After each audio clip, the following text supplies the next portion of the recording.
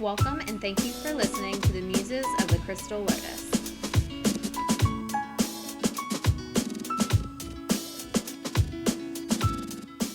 Hi everybody, welcome back.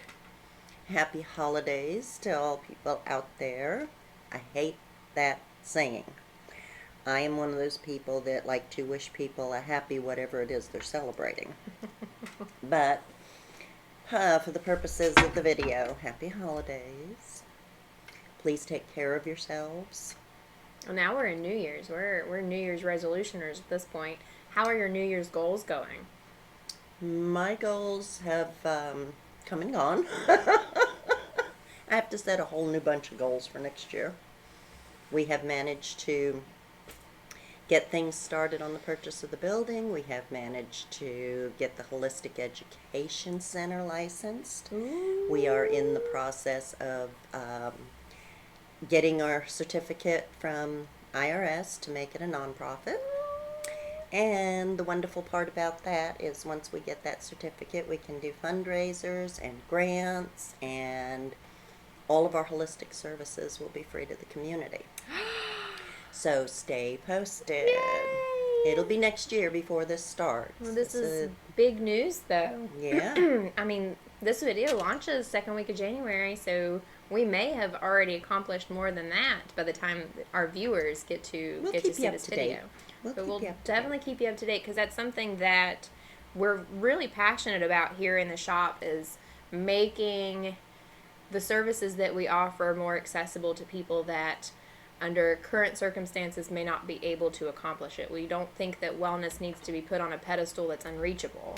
And part of our personal mission is to change that and to actually start reaching out to our community and servicing our community and helping elevate wellness in everyone, not just the individuals that can afford it. And that's a very... And a shout out to Joe. You can keep an eye out for this too. Joe is actually designing our new website for the Holistic Center. It's going to be beautiful. It's going to be beautiful. We picked out a really pretty color scheme. I like it. Yeah, the more I looked at that, the more it was like, I didn't want to put purple in that. But it's... Because, you know, the store's color is purple. But then looking at it, it had the picture. We're just using the colors. We can't use the picture because it's copyright by another site.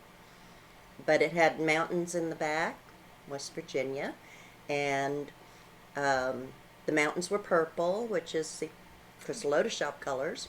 And then it just kind of comes down into this soft rolling sort of forestry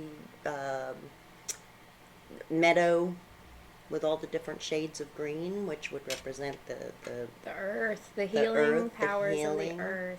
When I looked at the picture, I thought lavender. Lavender is like this beautiful combination of purple and green. Or fluorite. That's another one. If you get a right fluorite, you get the nice purples and greens, and that's exactly what it reminded me of. And it's a very serene color scheme, and it just symbolizes so much more than... I mean, we can make it symbolize so much more, but just that purple and that green, it's just a good combination. And we're super excited about everything we have going on behind the scenes right now. I can't wait to see what's going on. Yeah. It will be set up to where we can take appointments on the site, because you know, we'll be using a scale on what the cost will be, but those that really just can't afford it will have access to all of the holistic services we offer here: health coach, herbalist, massage therapy, Reiki, life coach.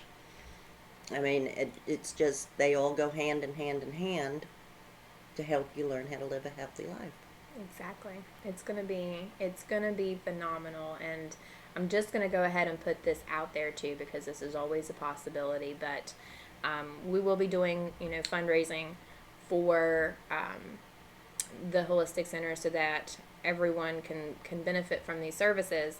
But if you are someone that can afford it, and it would even want to sponsor someone else as a donation, that's something that is open as well. So that's kind of like, giver's gain, the concept of giver's gain. It's always, how can we pay it forward? So if you're someone that has the means to pay it forward and help support someone, either get a chakra opening or Reiki session or, health coaching services, that's definitely, that's what this is about, is how can we all come together and just push wellness into our community. So it's beautiful. It's beautiful, and it's in the works, and we're so excited. We're very excited about it. Like a dog shaking its tail, like, I'm so excited. The tail wag in the video. Well, it's been many, many years since I could shake my tail, but at any rate, we are hoping to get all of this out to the community to give something back for what the community has given us. Oh, yeah. And with that kind of acceptance, we can't do anything less. No. So, okay. Today we're going to continue on with our 4 agreements. This is the 4th one. This is the final one. And we'd like to hear from you. How did you like these videos? What is your interpretation of the 4 agreements? How did some of the conversations that we had about the 4 agreements, how does that resonate with you? What are some of your thoughts and feelings? We'd love to hear from our viewers, because then we can kind of give us a little bit of feedback and direction for our next upcoming videos. I think we've got a couple topics lined out ahead of this, don't we? Yeah. Something like that. Some good ones. Sorry, I have a cough drop in my mouth that's actually making me cough. It's defeating the purpose of the cough drop. I told you should have gone Ricola. This one creates a lot of saliva. Yeah, I like Ricola. I'll try that one next. Try those next. Okay. So, the 4th agreement that we're going to talk about today. In the past 3 episodes, we started off with don't make assumptions. Then don't take anything personally. The last episode was be impeccable with your word. So the one we're going to talk about today is always do your best. It says your best is going to change from moment to moment. It will be different when you are tired as opposed to well rested. Under any circumstance, simply do your best and you will avoid self-judgment, self-abuse, and regret. Mm-hmm. And this brings me back to what Tina would say on the previous episodes. She said it multiple times, that we are our own worst critic. Yes, we are. And I think being our own worst critic actually goes against this agreement. Mm-hmm. Because we're not... Because it's self-limiting. Yeah, and it's not allowing yourself to openly accept... All right, I got to get rid of this cough drop. Excuse me. She said, cough drop is gone. That's one thing I love about these live videos, or live recordings, is that we're just, here we are, real time. Real life happens. You see all those perfect videos out there with everyone's got their stuff laid out. No, not us. This is like... This is unplugged. Unplugged. This is real life, This is this is full transparency of what happens. No more cough drops of that kind that I've got if I have to carry on a conversation. No, we're not going to do that anymore. Are you all right? Mm-hmm. It's gone. No more Halls. No more Halls cough drop. So Halls It are... wasn't Halls. Was it not? No, wasn't Halls. Don't blame Halls. Halls is a good cough drop. Sorry, not Halls. Just kidding. No, this is a grocery store brand. Gotcha. Cheapy stuff. Gotcha. I like the herbal stuff and the honey. I do too. It's so soothing. I like the honey lemon. Mm-hmm. I'm not a big fan of the cherry ones. I don't think they do the job. No. Do you find that hot toddies work for your coughs? My hot toddies do. My hot toddies are boiling water and a pat of butter and a little bit of simple syrup. Butter? And a shot of rum. Put a cinnamon stick in it. Yep. I've never heard of butter in a hot toddy before. It's called hot buttered rum. Ah, okay. So I'll take cinnamon and clove, and I'll boil that in my hot water. Mm-hmm. So you gotta make a cinnamon and clove tea. Mm-hmm. And then lemon juice, honey, and whiskey. It does the trick. I don't whiskeys. Oh, yes. Yes. Good old Not for small me. batch. Bourbon. Nope. I tried my mom's, what she used to drink, Crown Royal Scotch or something. I tried that one time. It took me an hour to catch my breath. Oh, no. Scotch is not. Uh, No. You gotta get a good sweet barrel bourbon. I like what they call the clear liquors. I can't. Rum, Those are gin. physical limitations for me. I cannot. Those are just I can do little bits of the whiskey and tequila. And that's it. That's as far as I'm allowed to do. Tequila anymore. Tequila makes your clothes fall off. It makes you do worse things than that when you're mixing it with other liquors. Oh yeah, don't do that. Don't do that. Yeah, I have a vague memory of crawling around on my hands and knees under a table biting people's ankles. Unplugged. Unplugged. Of course, I was in my 20s then. Yeah, clear alcohol makes me angry. Really? That's how whiskey does me. Vodka makes me angry. Kind of along those lines, you see the videos, I'm not as drunk as you think I am. Yeah, that's totally me on clear liquor, and it's not pretty. So I just stopped. It was just for everyone's best interest. Not my own. It was just for everyone else's best interest that I just do not consume it. So, but falling back to we always did our best. And in the given moment that we were in, it was the best that we could do, you know. But I think it's really powerful that it does talk about how your best is going to be different. Yes. Moment to moment. Yes. And because life is different from moment to moment to moment. But we tend to hold ourselves to the same accountability on the days that we kick ass and take names and get everything accomplished and, you know, clean our house, cook our dinners, take care of everyone else. And then in the days when we just feel like, I don't wanna, then we're like, oh, but I should have done this and I should have done that, and I'm a terrible person because I didn't, and because I know I'm capable of doing it. And negative. And that is.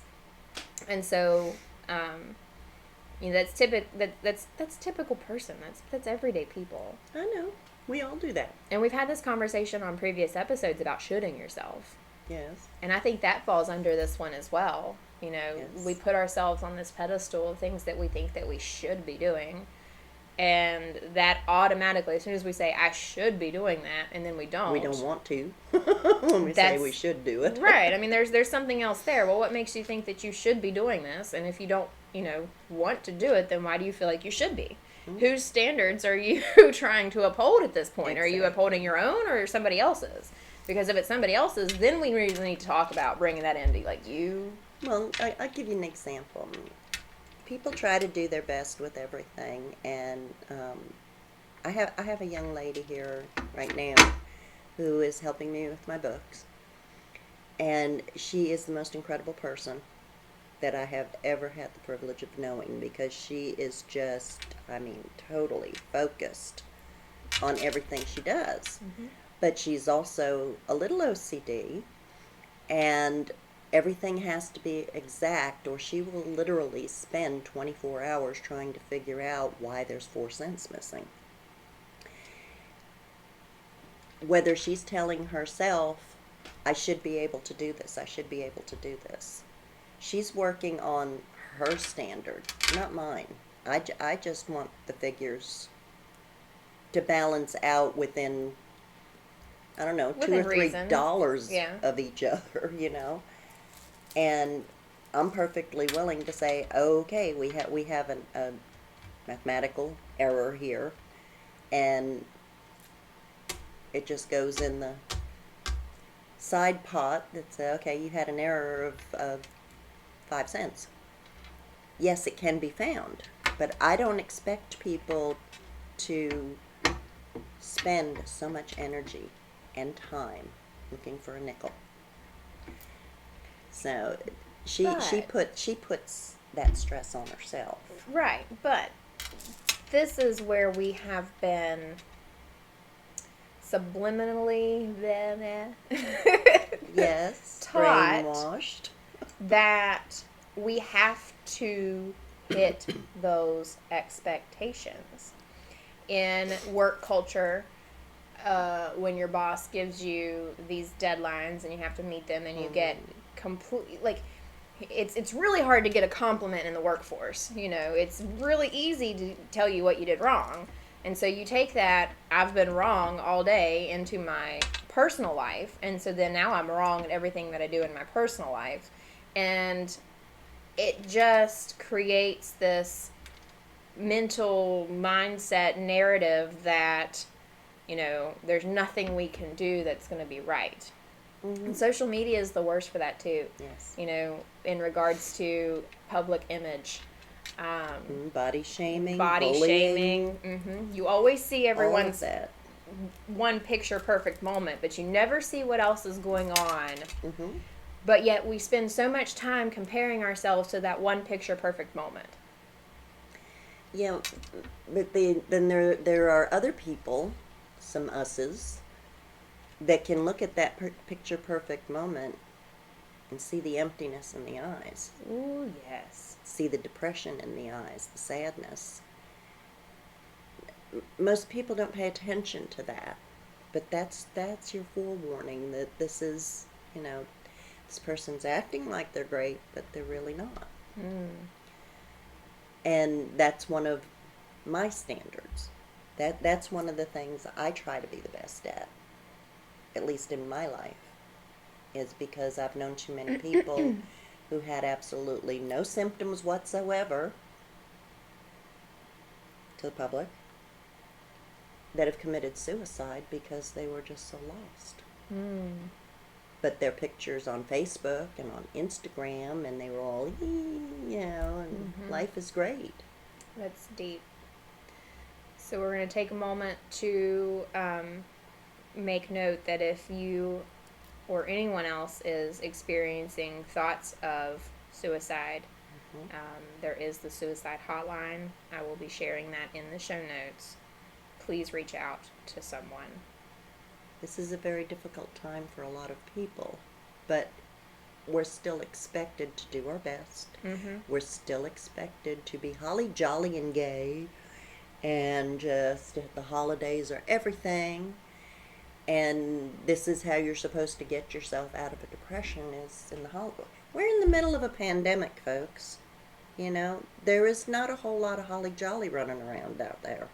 Well, and then you see people posting on, and I'd say that I was probably guilty of this in the beginning of the pandemic. If we're going to be quarantined at home, might as well make the best out of it and try to do something for yourself. Sure. And then you have the people like, oh, I'm baking bread and I'm learning new languages and I'm starting new businesses, and sometimes, if you've lost your job, the best you can do that day is be okay. Yeah. And binge on a TV show that makes you grin at least. Yeah. There's a lot of extra pressure with that, quarantine process and the pandemic, is because everyone is going to be at different levels of accepting. And another thing that people, I know a lot of people are doing their best. They're doing their very best, and they're pushing themselves to do their best. But I also know a lot of people who are working from home. Mm-hmm. And those people that are working from home is a wonderful place. It's a sanctuary for most people. But when you're there 24/7 and you can't get out, and you're told that you need to stay home because of this whole thing going on, your sanctuary becomes a prison. And that's one of the first steps into depression for a lot of people, is because they can't even get out of their dang neighborhood to go grocery shopping, visit a friend, go have a drink. Social isolation. It's social isolation. And that's going to add to the sad depression that's going to be, or has already started, I'm sure. And that's a heavy topic that a lot of people are not talking. I've seen a couple, I follow a couple people in the holistic wellness field that have put more focus and attention on the detrimental effects of social isolation. Mm-hmm. But, suicide rates have gone up. Mm-hmm. Substance abuse has gone up. Mm-hmm. domestic violence has gone up because we're stuck at home. Could you imagine being stuck in a house with, say, a husband or a wife and kids and not really able to go anywhere or do anything, and maybe you're having problems to begin with, and now you're locked in together? I could not even imagine the pressure that would put on somebody. You know, that's why domestic abuse has gone up. It's very real, and we're neglecting that fact. There has to be a way for us to get a mindset to do our best, but to do our best within our tolerance for that day, instead of pushing ourselves because this one wants this and this one wants that and that one wants that. You can't always keep up with all of the requests or demands. You have to at some point say, enough. This 15 minutes is for me. And if I want to go outside and I want to watch the birds, or I want to listen to the creek roll for 15 minutes, that's what I'm going to do. You know, too many people are feeling like, okay, yes, I'm working from home, but I don't get my break for another 2 hours. I am sorry to all corporations that have that very strict rule, but you have to keep in mind that you don't always know when you need to take a break. You force yourself to work through it. And yes, that might be all stalwart and military-like, but most people are not military. Most people are just trying to do their best and get through the day. Well, and that's, I always talk about intuitive eating on every episode. Yes, but that's what you do. One of the premises to intuitive eating is actually relearning how to listen to your body cues and respond to your body cues. And, you know, if you only get 15 minutes in your morning to go take a pee break and you hold it up until that pee break time, well, you're ignoring your body cues, because when your body told you an hour ago that you got to go pee, you got to go, you know. Yes, because it can cause bladder infections and things if you hold it too long. Same goes with food.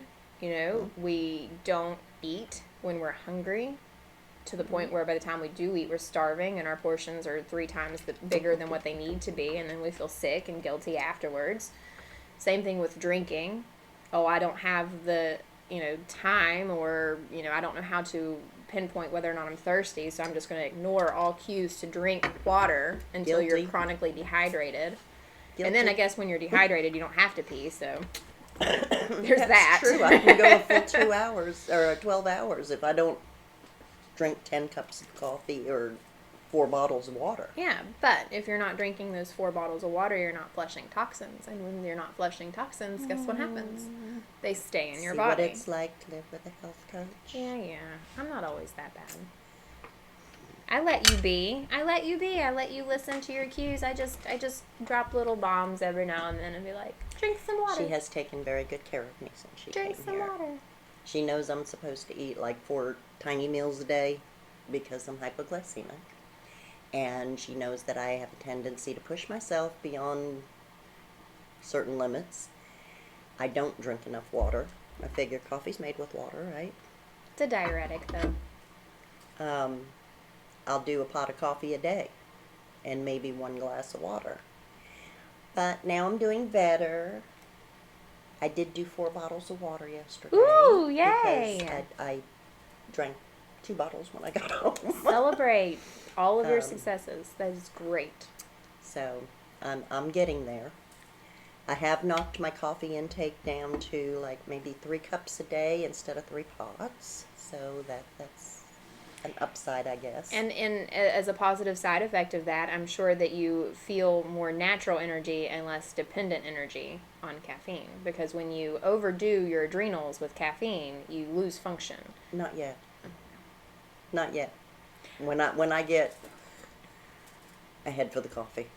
Yeah, well, from a outside looking in perspective, I have seen changes in your overall energy level, I guess you can say. Up earlier, work later. Not that that's a very unhealthy habit. I'm trying to break her of that one, but but she has more energy to accomplish all of these things that she sets out for herself, and it seems like it flows a little bit smoother for you. But that's just from an outside perspective. I want you to listen to your body and how your body tells you you're doing, and then you can report on that. And one of the things I'm going to try and do my best at, and we were talking about this morning, I am a smoker, and I am going to get a vape to try and help me cut down on the number of cigarettes I smoke a day, which I don't think the vapes are much better, but hopefully it will take away that pacifier sometimes and wean me. And I will support you in any way that you need. We'll just have to follow along with that to see if it works. Here we are. New Year's resolutions, New Year's goals. That's not a New Year's resolution. That is just a personal desire to slow down. Well, I'm here to tell you that most goals are easier to accomplish if it is an intrinsic motivation, meaning from inside here, versus an extrinsic motivation, meaning me telling you that I'd like you to stop smoking. Yeah, well, people have done that over the years too, and it just makes me smoke more. Right, so. Because extrinsic motivation, and this goes the same for diet culture, when we're body shaming and we're telling ourselves that our bodies need to look like so-and-so's body on the internet, well, that's not an internal motivation. That's an external motivation, and it doesn't work. Exactly. We have to really tap into, those internal cues. What do we want? What is our motivation? What is our drive? What lights us up inside? Because those are what's going to push us forward in our wellness goals. Outside cues don't help.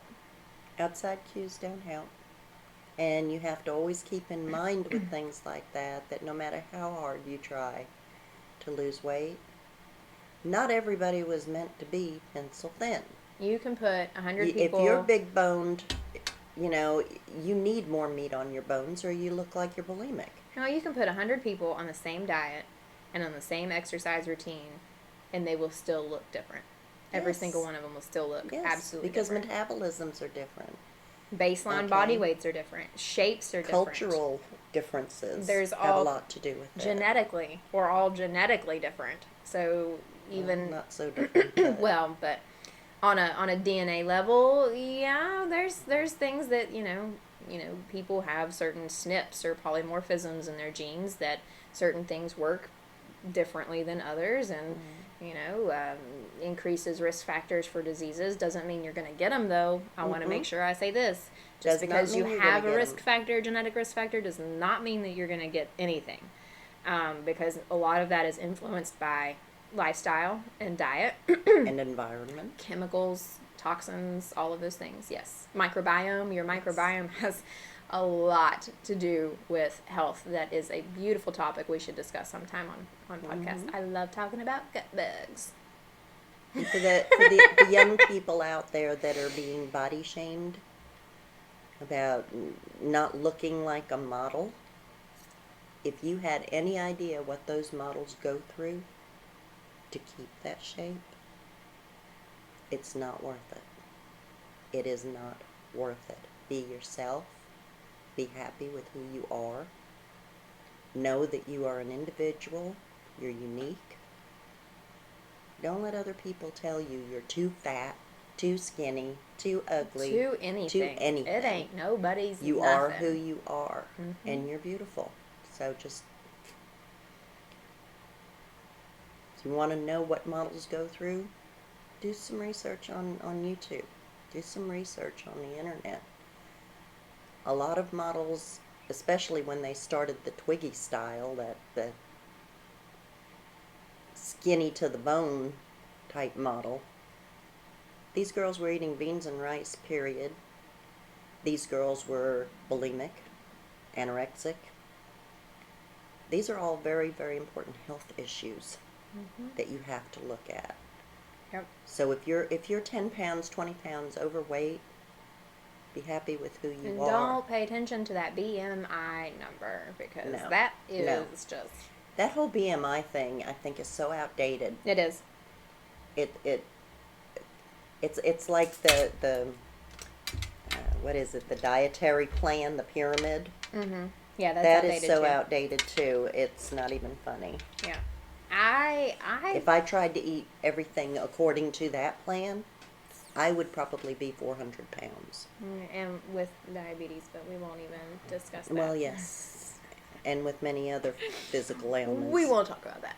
But I think there's so much room in the kitchen for just exploration, you know? Yes. I'd really like to... I'd like for you to teach a class on what's in your cabinet right now. What can you make that's healthy? Yeah. Because I feel like putting that kind of spin on it would lead down the road of self-judgment to a degree. No, not necessarily. Because you can make a very healthy food with things that you have in your cabinet. Well, beans and rice is a wonderful dish. Well, beans and rice are... Doesn't have to go over cornbread, but then I'm not a West Virginian either. But it doesn't have to go over cornbread. I've never done that. Everybody in my husband's family, it's not beans if it doesn't go over cornbread. I do like beans and cornbread, though. Beans and cornbread's pretty good. Rice. I like black beans and rice. I like kidney beans and rice. Seasoned up well. Yeah. Use the herbs in your closet. But that is a healthy meal. Beans are protein. I don't want to be the food police. Be the food police. I don't want to be the food police. What's the matter with beans and rice? Nothing. That's the thing is I don't want to take anything in someone's cabinet and make them think that it's unhealthy in any way. There are more nourishing foods, but at the point that we're in, yes, but with limitations and I think that you have the ability and the education to turn something that might not necessarily be healthy cooked one way to being healthy cooked another.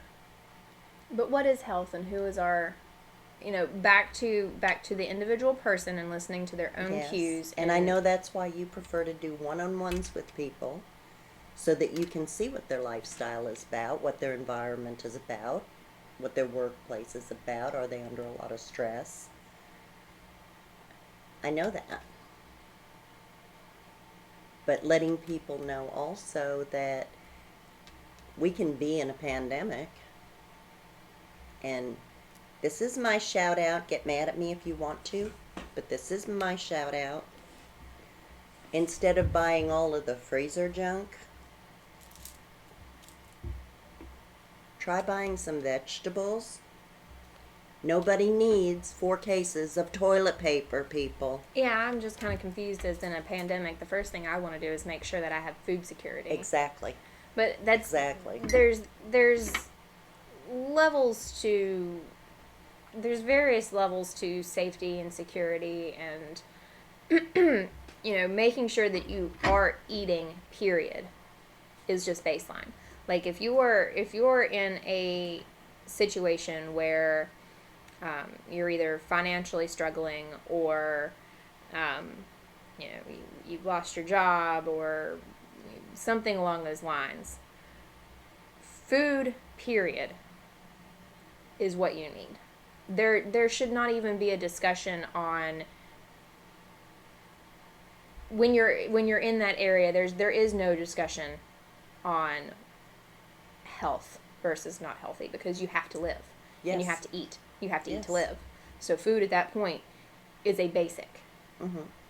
Now, there are things that you can do within that realm that will help support you. Mm-hmm. And there are things in that realm that will help, or that will be sort of detrimental, but typically people in a survival instinct is not thinking about health versus not health. They're thinking about, what am I going to eat right now? Mm-hmm. And when we're on that level, that needs to be enough. I understand that we all do our best, even in the worst circumstances, and that's usually when most of us shine, because we do survive, we do get through it. But I also know that if you are stocking your house with things that are going to be healthier for you in canned form, freezer form, it is not that much harder to pull out lettuce and tomatoes and cucumbers and make yourself a salad versus pulling out corn dogs. That's true. And I'm not saying that's wrong for anybody. What I'm saying is that when we're trying to do our best in any given situation, sometimes we need to think ahead to, do we have what we need to do our best in that situation? And that's called being mindful. You're planning ahead for something so that you don't have to go crazy running around your house going, where is my stuff? Right, but in that given moment, though, if there is not the option or you didn't do it, there should not be that self-judgment or regret because you did your best in the mindset that you were in at that present moment. I agree with that. And that's hard for a lot of people. And it's hard for us, too, in the healing aspect of it, because I can see where you're coming from. We want the best for everyone. Yes. We want to help people set up their lives to be the best. But at the same time, things are going to happen. I have this conversation with my clients. We set goals. Every 2 weeks we set goals, and we work towards those goals, and we provide the tools and resources. And you know what? If you don't accomplish those goals to the exact the exact measurement that we want you to, that we've discussed in sessions and stuff, that's okay. It is okay. Because we're never going to be 100% perfect all the time.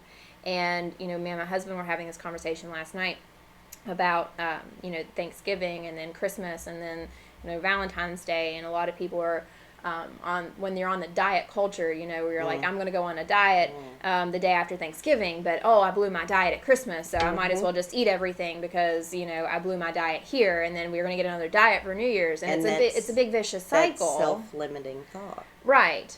But if we took into consideration, Thanksgiving is one day. Eat whatever you want. Grab the pumpkin pie. If you want the pumpkin pie, grab it. Eat it. It's just one day.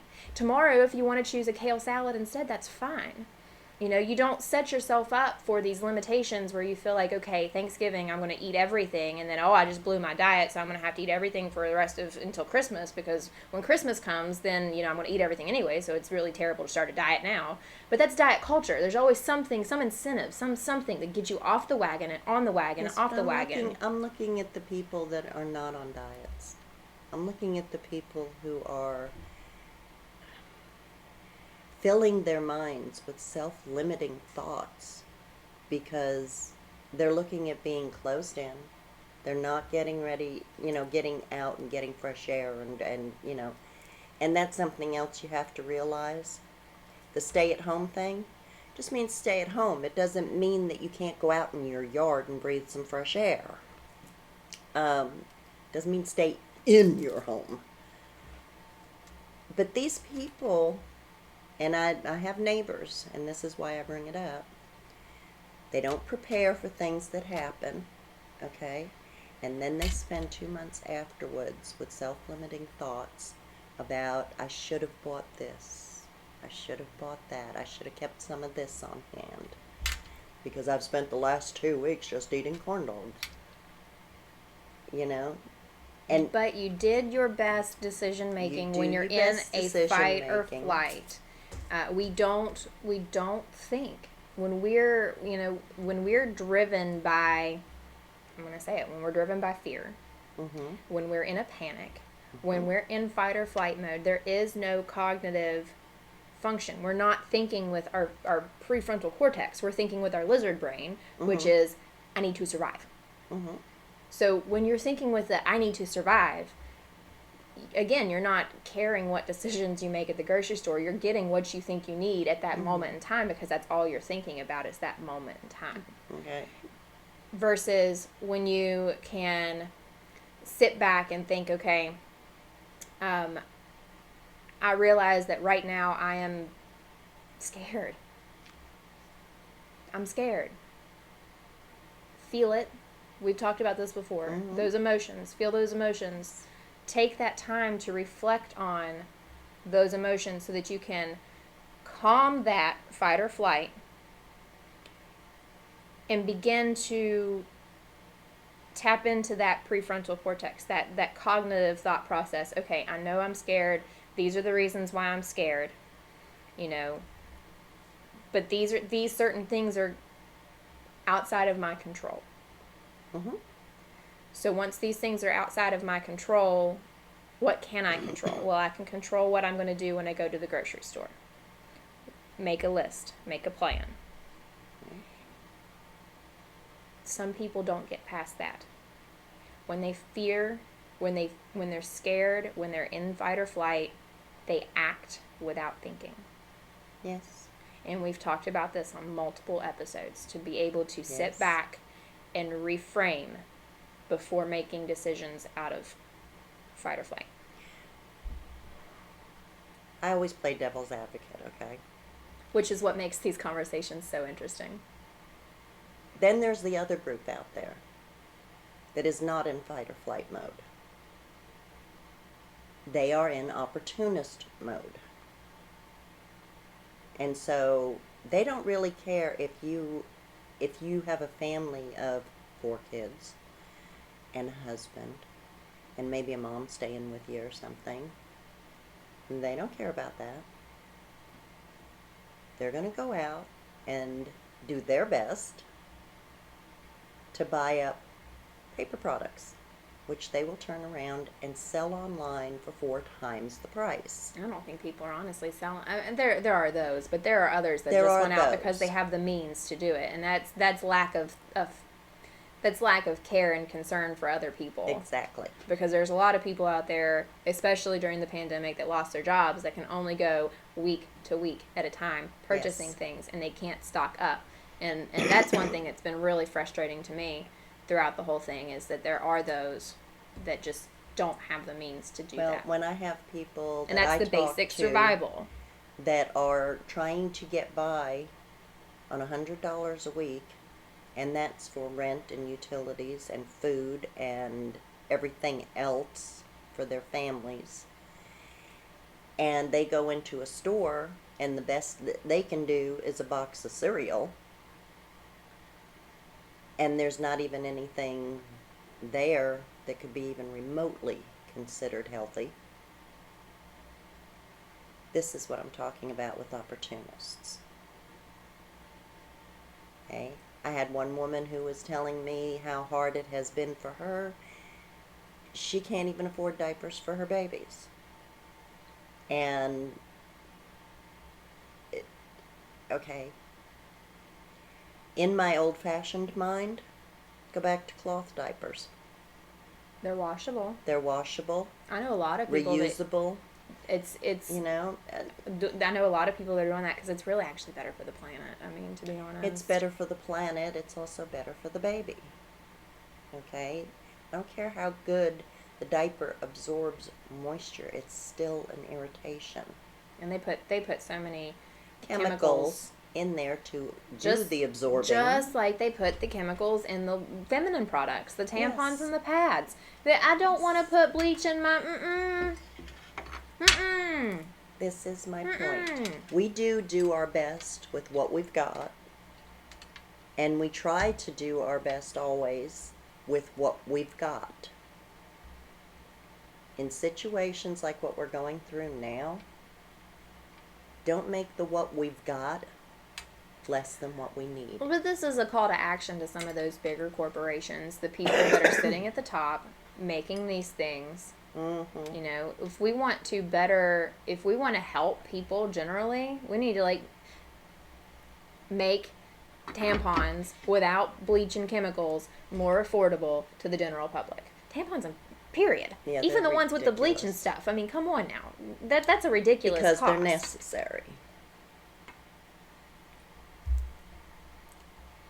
When I was a kid, and you know, I didn't come from a poor family. I didn't come from a lower end family, but I do remember hurricanes that hit Long Island, massive blizzards that hit Long Island, and my grandma,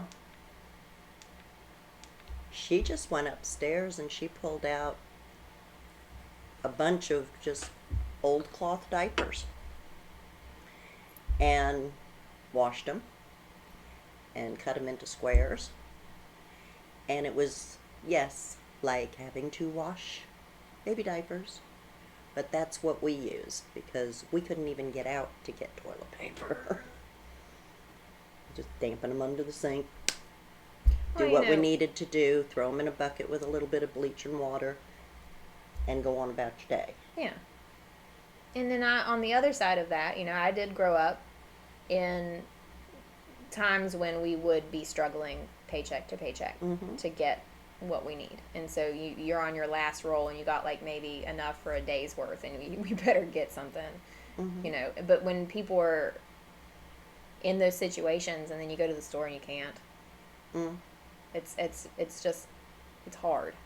It is But hard. this full circles back to the beginning of the episode where we introduced our plans that are in action right now for the nonprofit. Because this is the kind of thing where we want to start creating that ripple effect of helping people that typically can't get this kind of help due to affordability. We're knocking that on its head. Yeah. We're changing all that. We're starting in our community to make those wellness changes for the people that typically can't afford it. Because it should not and be. And this has been a long time in the works. I've been working on this for 4 years to get into a position to be able to do this. And thanks to my incredibly generous landlord, he's given me that opportunity to be able to open this place and do what I want to do. What we're trying to do for our community is to give back some of the love that they've given us. Well. And I think that this will be of great benefit to a lot of people around here. And it's going to be reflective of us helping you do your best with your health. Coming in for a Reiki session for energy healing or chakra balancing or health coaching, where we do work through those things like, this is what I've got available to me. This is what I can do right now and how can I make the best of it. That's what we're working for. We're going to try to be the resource to help people who there's still a lot of people out there that don't have insurance. Okay? And we are not a medical facility. Insurance doesn't cover a lot of the holistic modalities anyways. No, it doesn't. But I know from personal experience that Reiki helps with a lot of things. Counseling, health counseling, being a health coach can make so many differences in your life. And the use of herbs it's been around for eons, Learning how to grow your own plants. Learning how to grow your own plants and how to use them. How to grow your own garden and how to use them. Because, Massage therapy. Massage therapy is awesome when you're just aching, but it's also relaxing, and depending on how long of a massage you're getting, it's probably one of the best times in the world for self-reflection. And pain is one of those driving points for depression. Yes, it is. And that's one thing that I've been able to learn is how pain and inflammation can affect the rest of the body. When you're in so much pain, you're more likely not to be motivated to do anything because you're hurting, and then that triggers that shoulda, coulda, woulda, self-judgment, I didn't get this done because my back hurts, so I'm a terrible person, etc.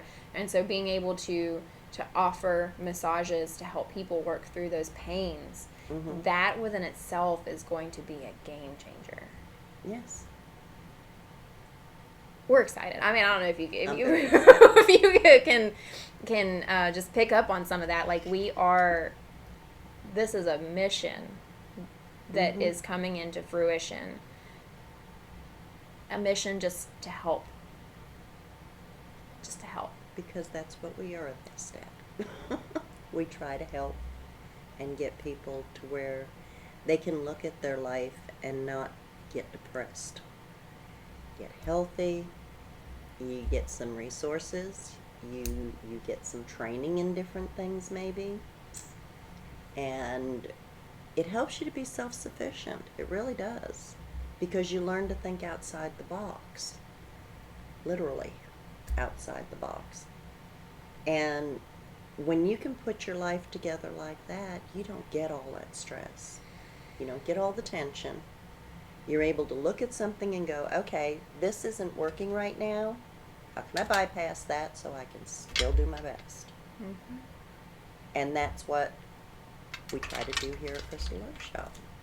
And the Holistic Center is just another resource for that. Mm-hmm. I'm super excited.